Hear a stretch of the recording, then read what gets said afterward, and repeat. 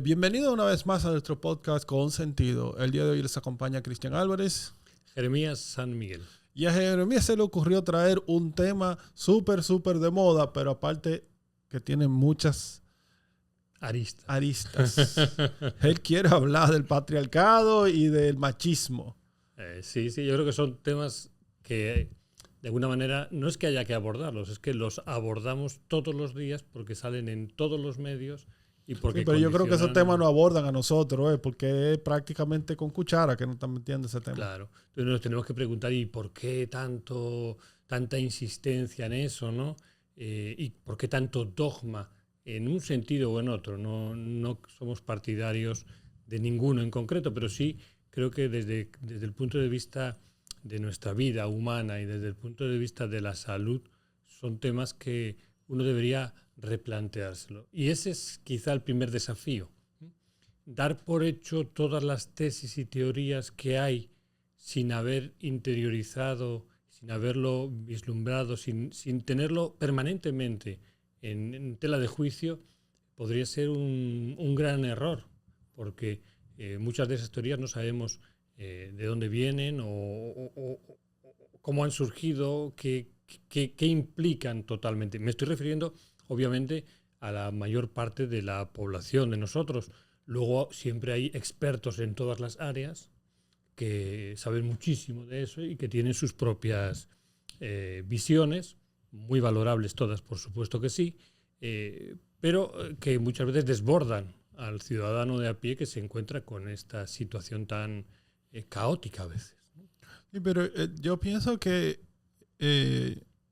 mira, yo viéndolo de dos puntos de vista. Primero, viéndolo desde el punto de vista como financiero y desde el punto de vista como una persona que sigue los movimientos del mercado, más que de otra cosa, sea muy aterrizado.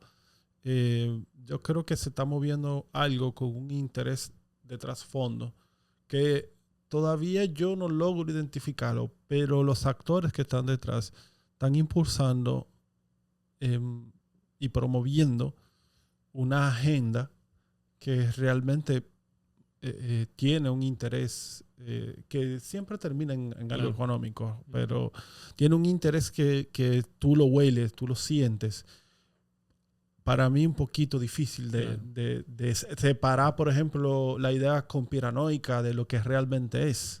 Pero ya el hecho de que haya tanta insistencia, cuando en la historia sabemos que nuestros hábitos de vida, de alimentación, de lo que consideramos bueno y malo, han sido manipulados reiteradas veces, por ejemplo, en los últimos años por la industria.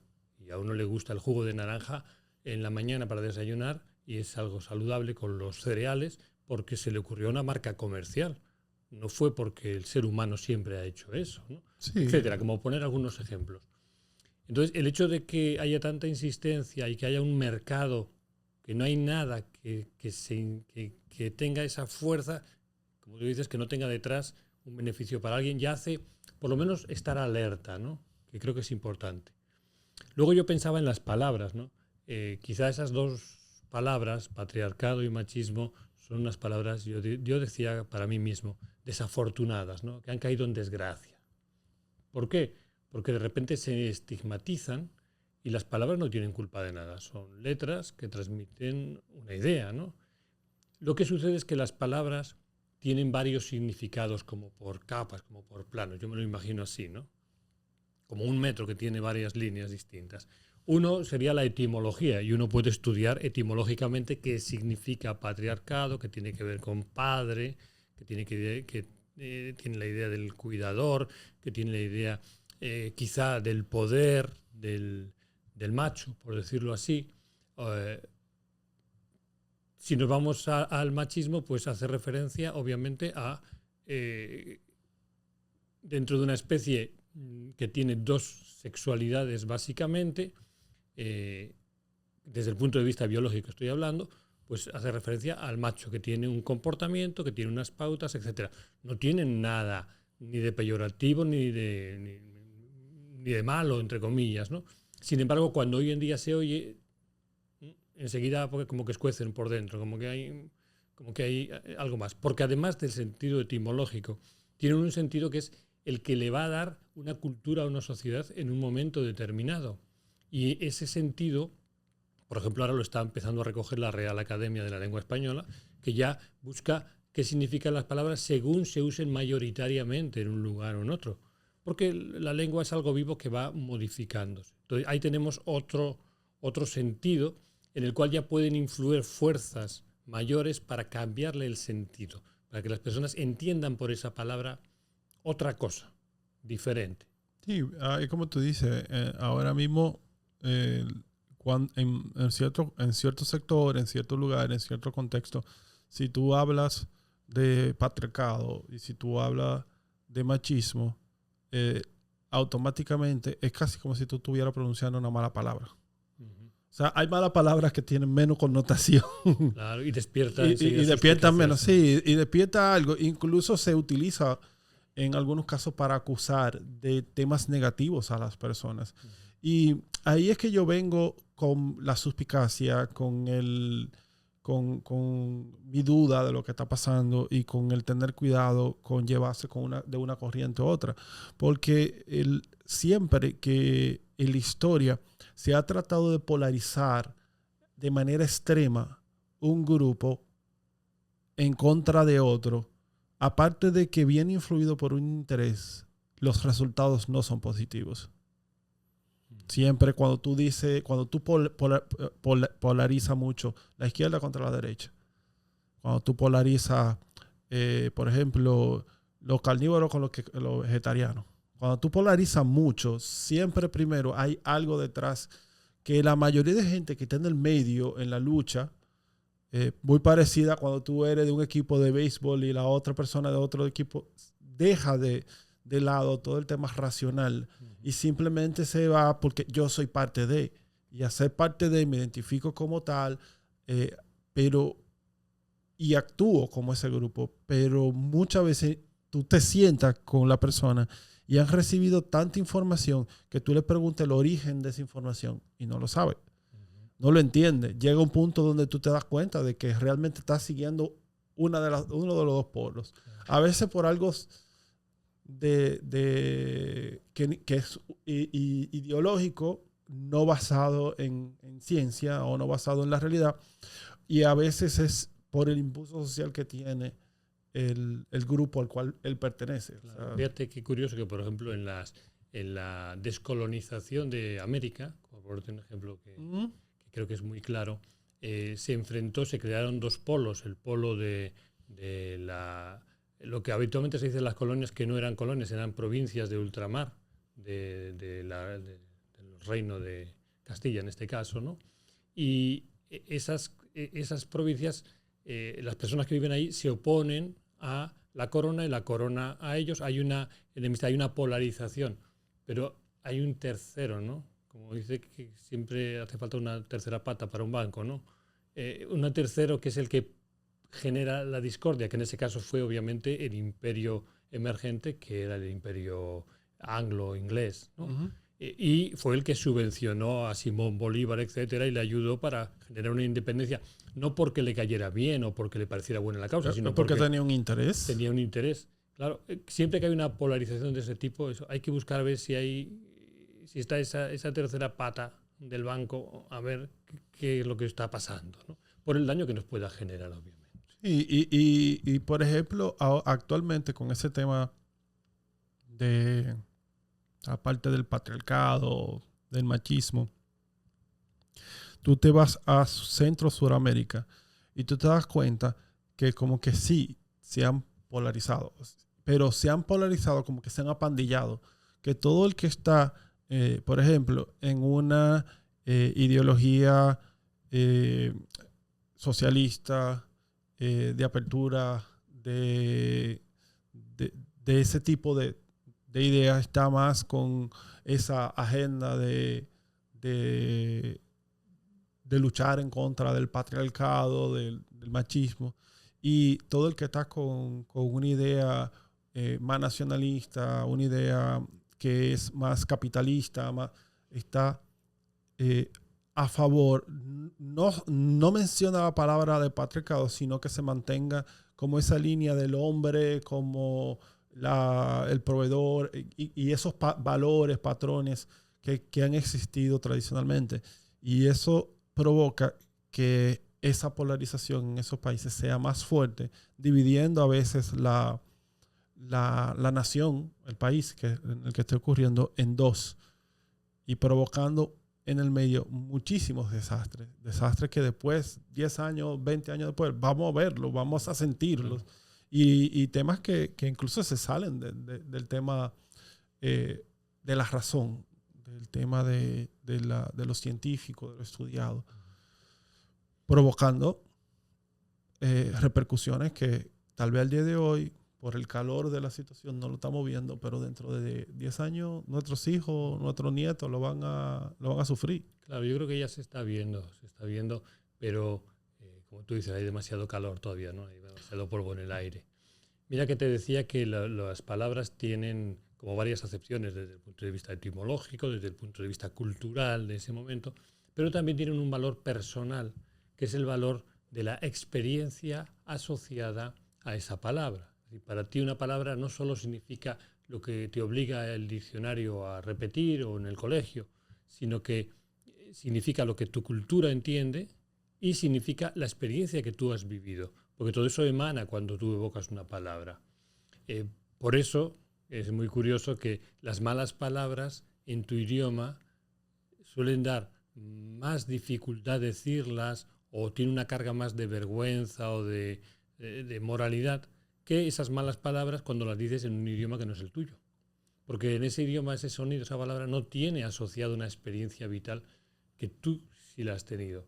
En este caso, yo creo que también se juega una serie de experiencias difíciles que ha habido a lo largo de la historia de la humanidad y de las personas en concreto. Se asocian directamente a las palabras y se empieza a hacer ahí una mezcla con mucha, como se dice ahora, inteligencia emocional, que finalmente crean un producto que es socialmente exportable y que nos genera luego una posibilidad de manipular el pensamiento y las acciones, obviamente, de las masas, que probablemente es lo que detrás de tanto ruido puede haber, porque efectivamente hay voces que hay que escuchar, pero si hay demasiado ruido tampoco las oyes, aunque estén hablando. Es muy difícil escucharlo realmente.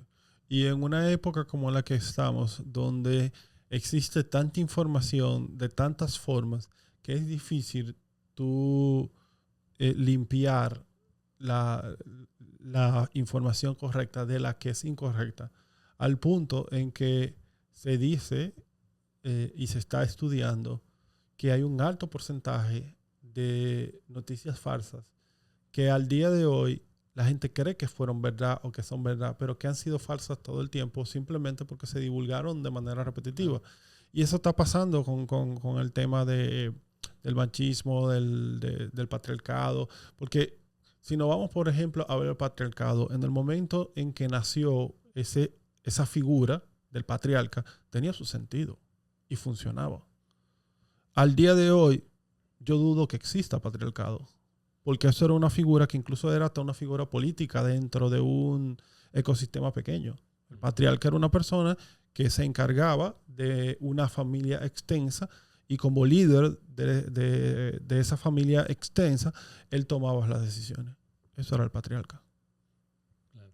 Ahora, cuando se empiezan a mezclar demasiadas cosas, se genera esa turbulencia mental, ¿no?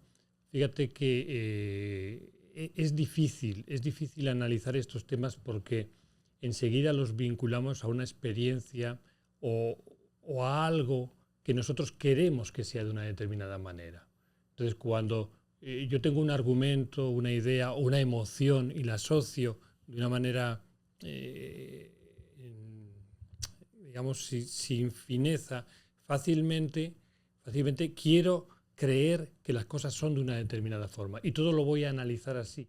Y a veces tú ves estudios de antropólogos o de personas que se han dedicado a estudiar la conducta humana y te das cuenta que es su vida reflejada en los acontecimientos que suceden en una población o que sucedieron, están proyectando su propia experiencia, no están viendo con una cierta distancia o claridad. Por eso es difícil realmente entenderlo. Imagínense, en el machismo, donde hay un estereotipo de que hay una opresión de lo masculino hacia lo femenino, habitualmente se generaliza y se criminaliza solamente por el hecho de ser masculino.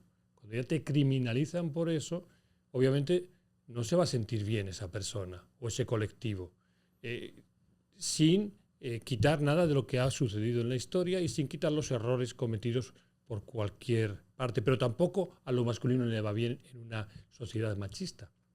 Cuando uno ve las cifras de abandono de estudios, de maltratos, de asesinatos a los niños, de niños que van a la guerra, de profesiones sumamente peligrosas a las que se dispone al hombre, en la cual el hombre es simplemente un número más prescindible. Los servicios, famosos servicios militares obligatorios, ¿no?, que eran para los hombres, ¿no?, al que le mandan a matar o morir. Es decir, no se trata de comparar en absoluto, porque el maltrato hacia lo femenino ha sido y sigue siendo innegable y abrumador.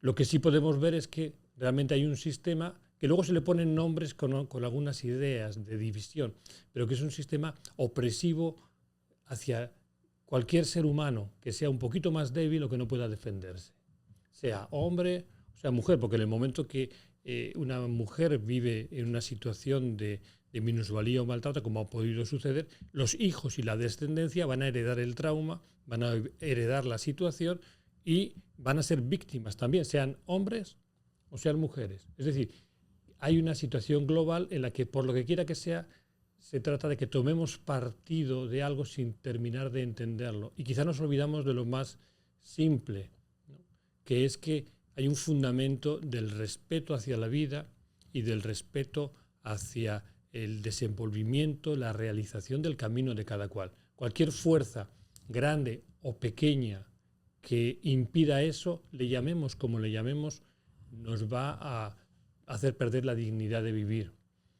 Y si nos descuidamos, eso que estamos criticando, en el nombre de como lo queramos llamar, nosotros podemos estar haciendo exactamente lo mismo.